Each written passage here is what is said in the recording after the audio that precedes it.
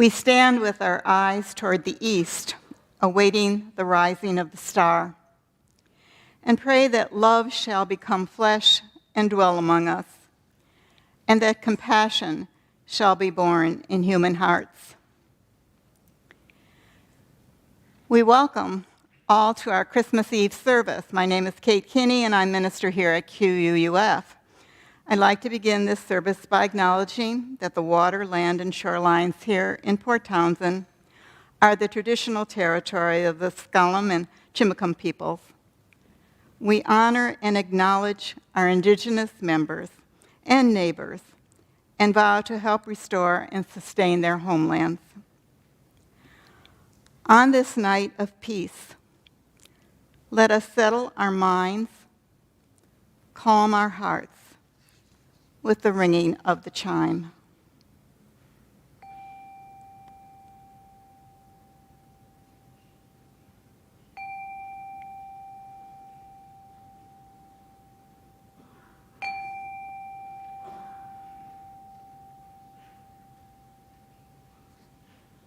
Merry Christmas, everybody.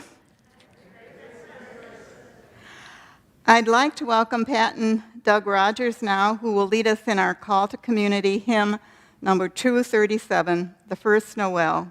Please stand as you are willing and able.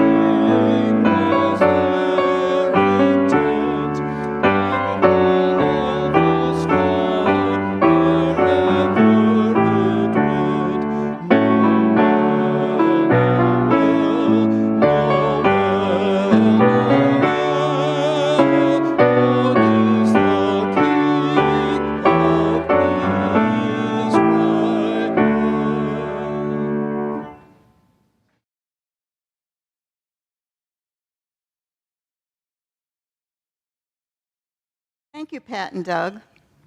So please join Gary and me in the chalice lighting words. We light our chalice this Christmas Eve for the renewal of faith, the wonder of hope, the beauty of love, and the gift of joy. Our opening carol this evening is hymn number 253, O Come All Ye Faithful. Please stand as you are willing and able.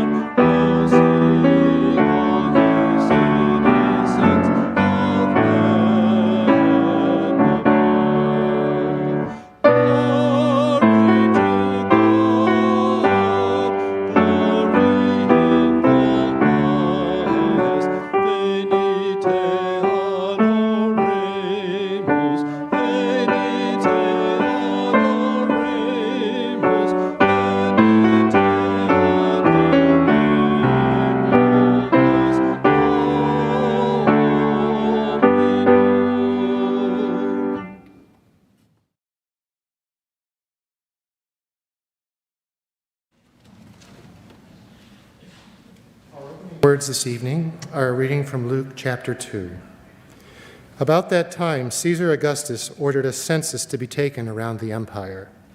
This was the first census since Quirinius was governor of Syria. Everyone had to travel to his own ancestral homeland to be accounted for, so Joseph went to the Galilean town of Nazareth up to Bethlehem in Judah, David's town, for the census. As a descendant of David, he had to go there. He went with Mary, his fiancée, who was pregnant. While they were there, the time came for her to give birth. She gave birth to a son, her firstborn. She wrapped him in a blanket and laid him in a manger, because there was no room in the hostel.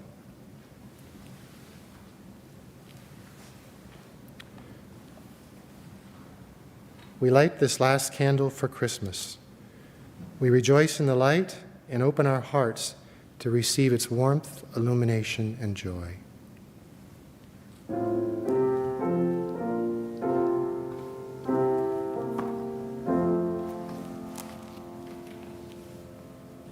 Please rise for one verse of Angels We Have Heard on High. Angels we have heard on high, sweetly singing o'er the plains, and the mountains in reply, echoing their joyous strains.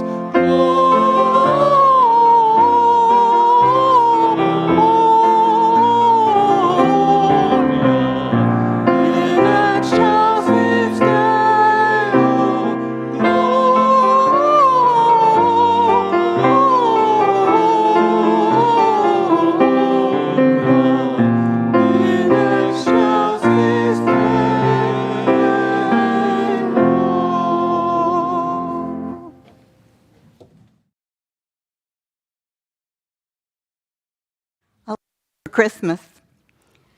I will read and you will sing.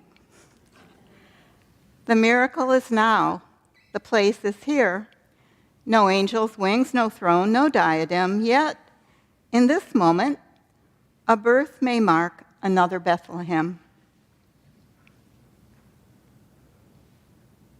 We're going to sing the first half of the first verse of O Little Town of Bethlehem.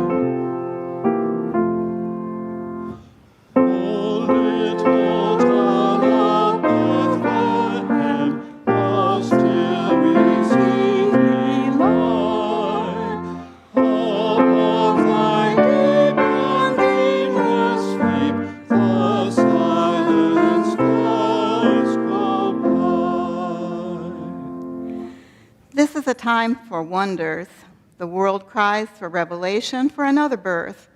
Dry sticks burst into blossom, dead bones rise, and prophets whisper to a desperate earth.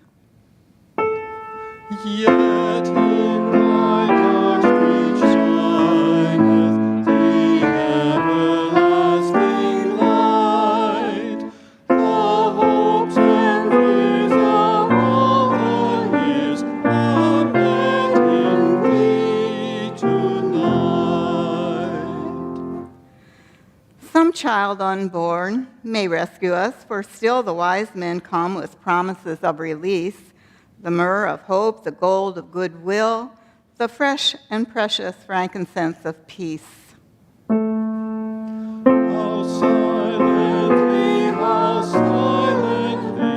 the wonder is made known, when God imparts to human hearts the gift that is our own.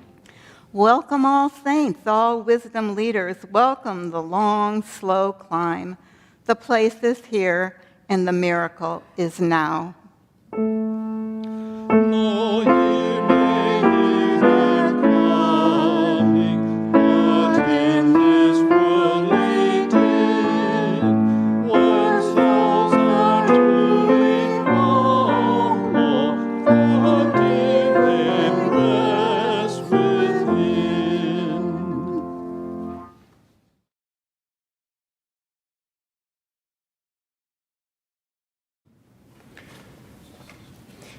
This evening, the offering will go to the minister's discretionary fund. This fund is used for any QUUF member or local people who are in financial need. If you'd like to donate to this worthy cause, you have a few options. The ushers will now come among you and receive the offering from those of you who are here in person. For those viewing online, text the amount you'd like to give to the number now showing at the bottom of the screen. Go to our website, QUUF.org, and click on the Giving link, or simply mail a check to QUUF. Just remember to put discretionary fund in the memo line. We will now gratefully receive your offering as we listen to Doug Rodgers, who will sing What Songs Were Sung by John Jacob Niles with Pat on the piano.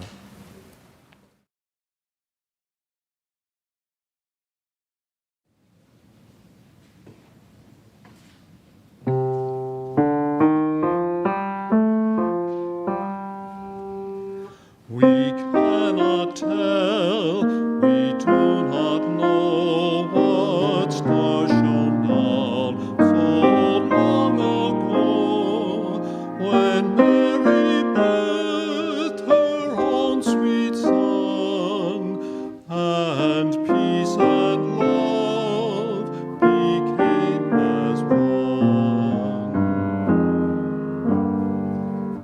The Son of God, as Scripture said, was virgin born in a tiny shed, where simple shepherds stood hard by, while heavenly sound filled up the sky.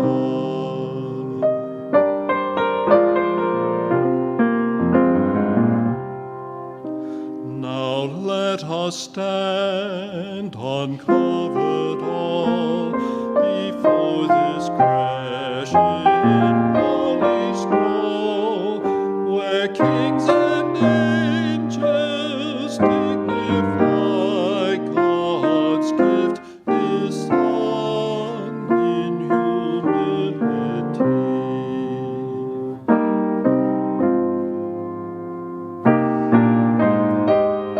We do not know, we cannot tell what songs were sung, what starlight fell, or why the holy mystery stands for so many years in so many lands.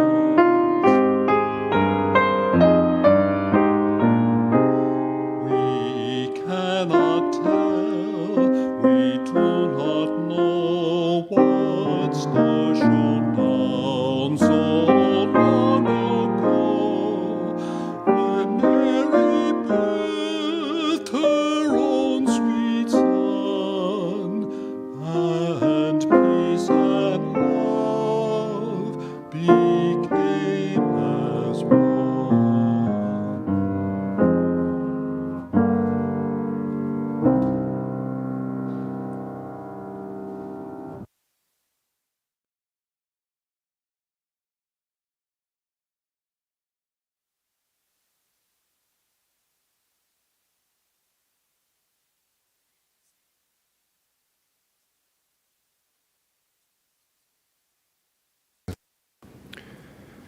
I cannot tell you how the light comes. What I know is that it is more ancient than imagining, that it travels across an astounding expanse to reach us, that it loves searching out what is hidden, what is lost, what is forgotten, or in peril, or in pain, that it has a fondness for the body, for finding its way toward flesh, for tracing the edges of form, for shining forth through the eye, the hand, the heart. I cannot tell you how the light comes, but that it does, that it will, that it works its way into the deepest dark that enfolds you, though it may seem long ages in coming, or arrive in a shape you did not foresee. And so, may we this day turn ourselves toward it. May we lift our faces to let it find us. May we bend our bodies to follow the arc it makes. May we open and open more, and open still to the blessed light that comes. Our special music today is Gaudete, performed by the Vaccinated Voices Choir, conducted by Pat Rodgers.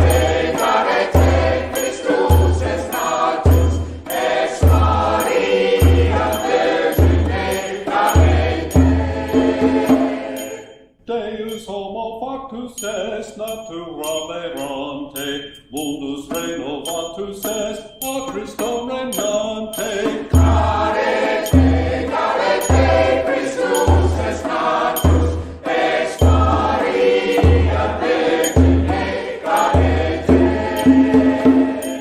Ezequielis porta, clausa per transitor, unde lux exorta, carus invenitor. Carete, carete, Christus est natus, ex Maria Virgine carete. Ergo nostra conscio salutiam lustro, benedicat Domino, salus Regi nostro. Carete, carete, Christus est natus, ex Maria Virgine carete. Carete, carete, Christus est natus, ex Maria Virgine carete.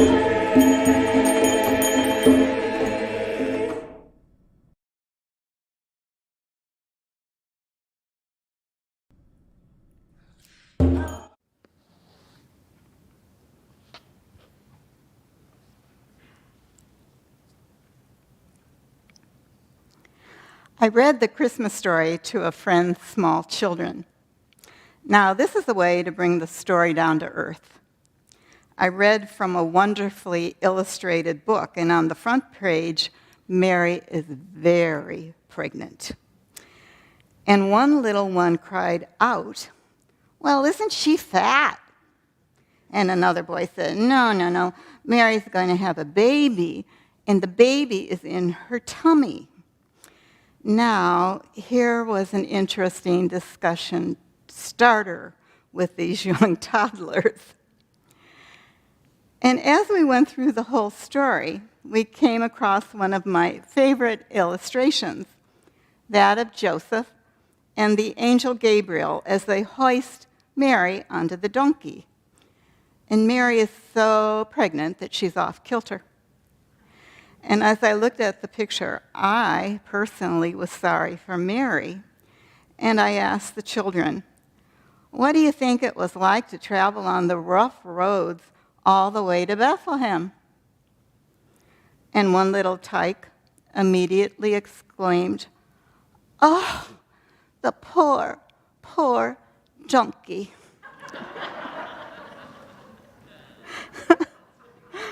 That's taking it down to earth. And the whole experience reminded me of a Christmas story told by Ken Lauder in his book, Tracks in the Snow.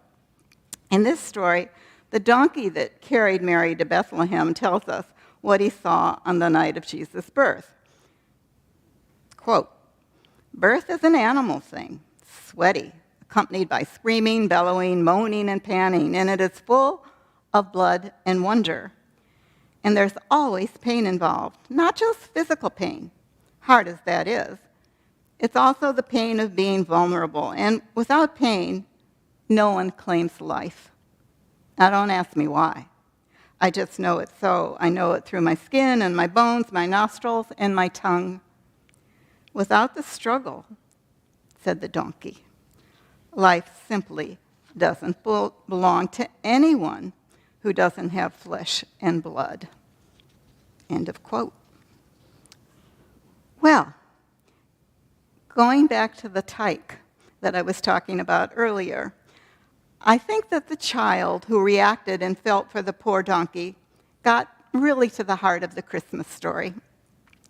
The story is one of flesh and bone, one that can be carried in every muscle, and that includes all critters, I believe, not just humans.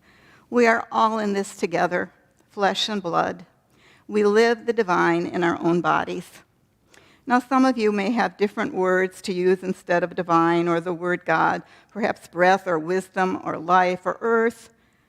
But I think for Christmas, the word light works best. Christmas has only been on December 25th for a brief time, for originally in the Julian calendar, Christmas was on the winter solstice, the birth of light, light coming back into the light of our lives.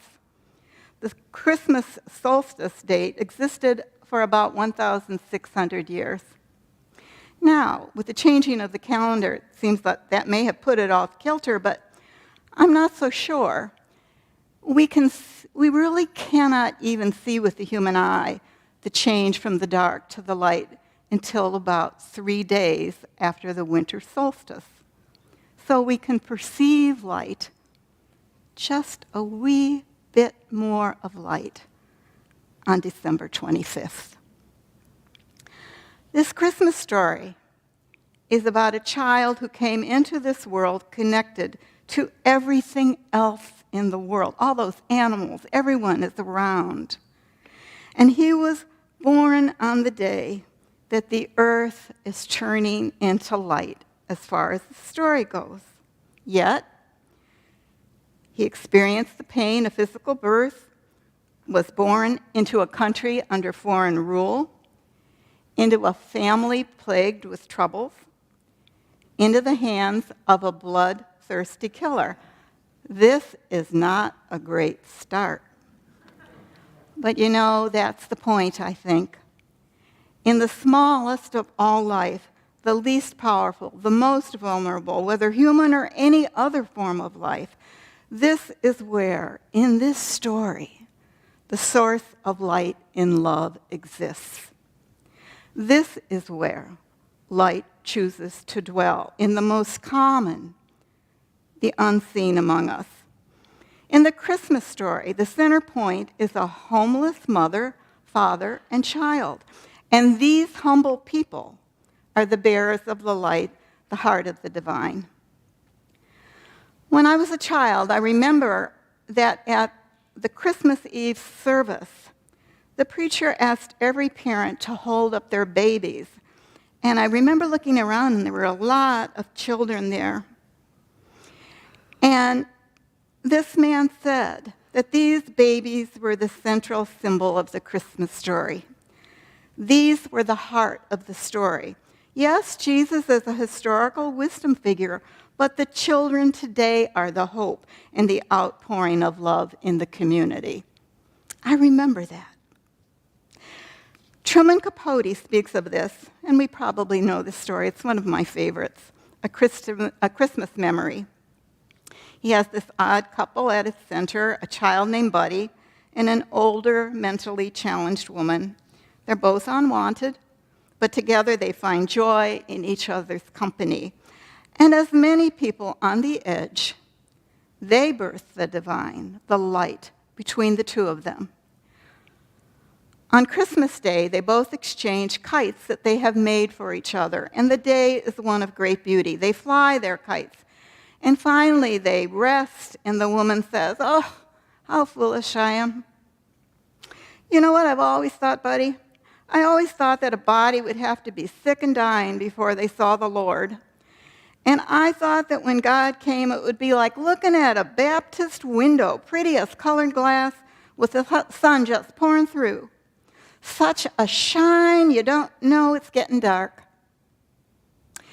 And it's been a comfort for me to think of that shine taking away the spooky feeling. But I'll wager it really never happens. I'll wager that at the very end, a body realizes that God has already been shown, that things as they are, and she gestures to include the whole universe, they are just as they have always been, that all of this was seeing God. And as for me, I could leave the world with today in my eyes. Capote sees that birthing the divine is something that each of us can do.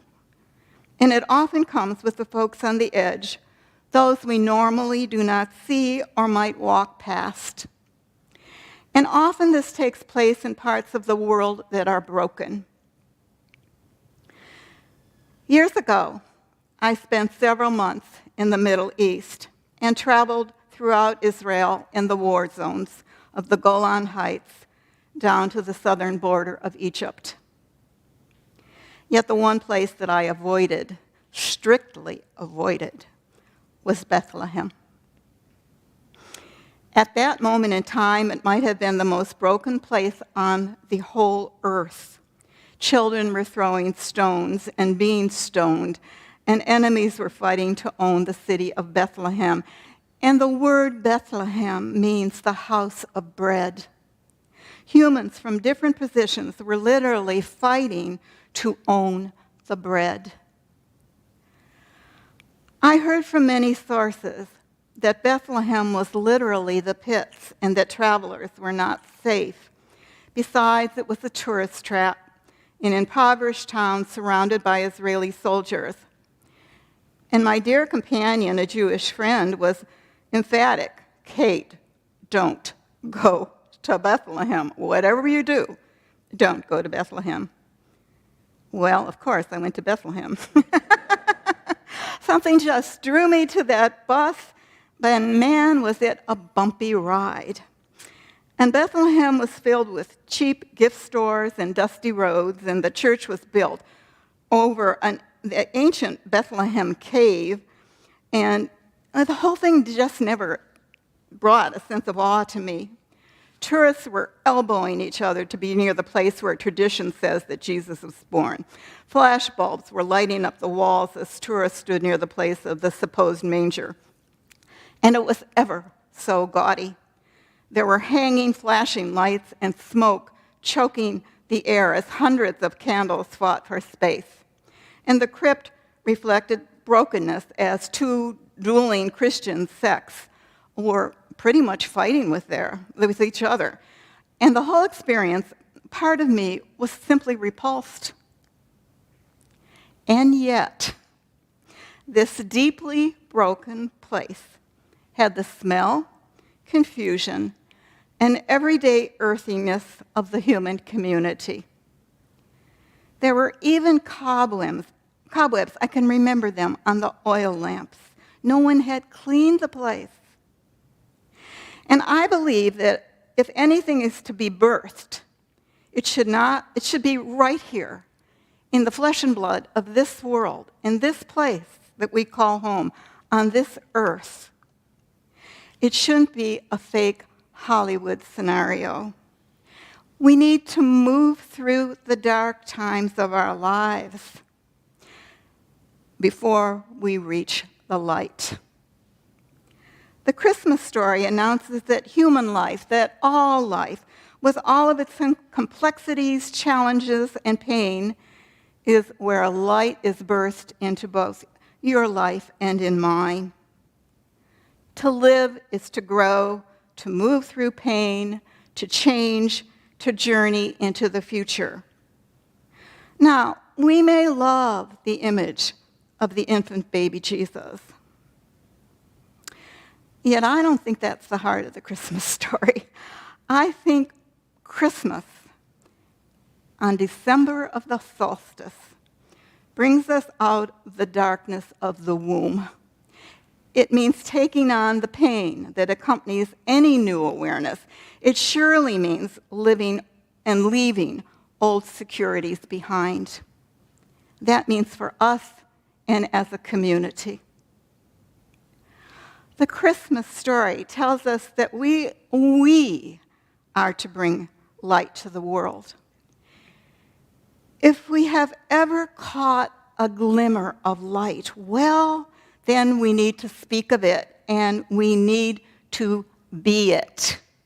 We need to be born in it. That is what the Christmas story means on the deepest level. Meister Eckhart, born in the 13th century, states, "What does it avail me if this birth takes place unceasingly every year and yet does not take place within myself? It is quite fitting, however, that it should take place within me, within the community, within all of us. Christmas happens within us. Light moves from us to the world." I end with the words of Howard Thurman, an African-American theologian, educator, and civil rights leader.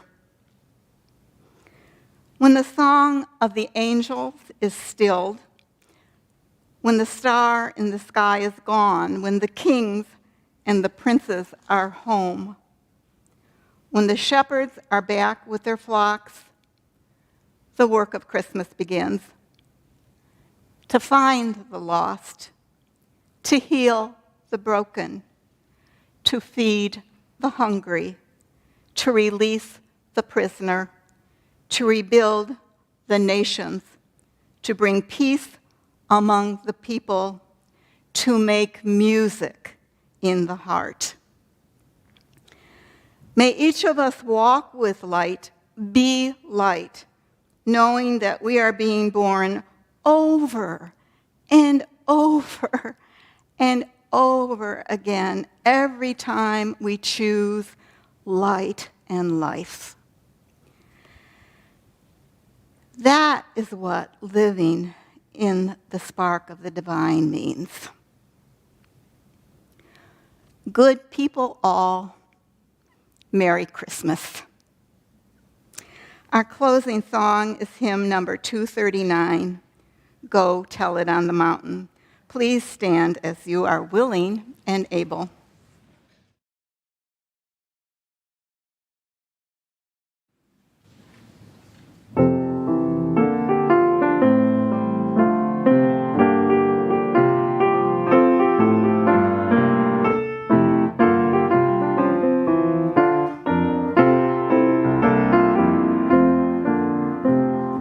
Go tell it on the mountain, over the hills and everywhere.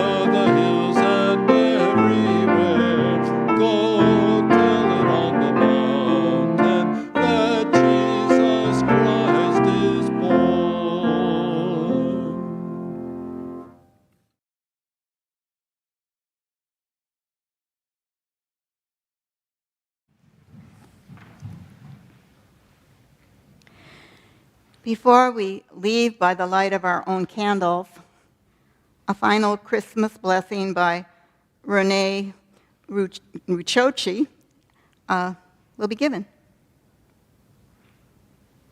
The Spirit of the Holy dwells in each of us.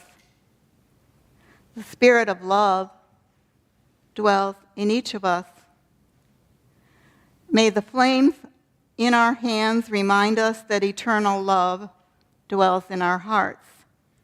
May the flames in our hands remind us that the Spirit of life dwells among us as we gather as a faith community. May the flames in our hands remind us that the arc of the universe needs our embodied love and faith to bend towards justice. We will close tonight's service with hymn 251, Silent Night. The ushers will light your candles from the Christmas candle. The first person by the aisle will receive the flame. Please pass the flame to the person next to you all the way down the aisle. After singing all verses, please depart the sanctuary and the foyer in silence, beginning with the front row. Ushers will indicate when your row is to stand and exit. You may keep your candle lit or extinguish it. Please replace your reusable candle holder in the basket that's at the front of the door.